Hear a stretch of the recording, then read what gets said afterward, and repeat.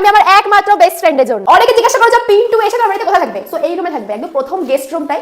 তুই লেজেন্ড রে ভাই, তোকে দেখে না মাঝে মাঝে না জুতোর মালা দিয়ে সম্মানিত করতে ইচ্ছা করে। তোর এই একই অঙ্গে কয়টা মানুষ বাস করে রে ভাই? এদিকে শালা পিন্টুকে হাঁটিয়ে দিয়ে আবার পিন্টুর নামে ঘর বানিয়ে ভিউজ কামাচ্ছিস। এই রুমে থাকবে, একদম প্রথম গেস্ট রুমটাই, যে রুমটা তুমি বেশ বড় করেছেন, ডেকোরেশন করা বাকি রয়েছে। আরে বাহ বাহ রে ছাতি বাহ। কিন্তু এখন যে বর্তমানে ওই ঘরটার মালিক হচ্ছে হট করে কি মনে করে মনা? তুমি তো জোর করে আসতে বললে। হ্যাঁ? তুমি তো জোর করে আসতে বললে।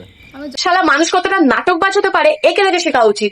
মালটা শালা নিজেই ফোন করে ডাকলো, আবার নিজেই জিজ্ঞাসা করছে হঠাৎ করে কি করে। এত কিছু এনেছো, দেখো কি কি এনেছো, কি কি এনেছো? ফুসকা। ফুচকা? ওটা ফুচকা নয়, ওটা ফুচকা। ফুচকা বলতে শেখ শালা বলছে না তো। নেকি মামুনি গার্লফ্রেন্ড তোকে এটা শেখায়নি? Roll. Roll? Chicken satay. Chicken satay? Chicken satay? আরে আমি গ্রামের মেয়ে, হাই আমি গ্রামের মেয়ে। তোমরা অনেকেই হয়তো ভাবো যে আমি গ্রামের মেয়ে বললে আমি কষ্ট পাবো বা আমার খারাপ লাগবে। কষ্ট পাবি তুই? ছোট বললা বন্ধ কর। কষ্ট যদি পাওয়ারই হতো তাহলে তুই পিন্টুকে এইভাবে কষ্ট দিতিস না।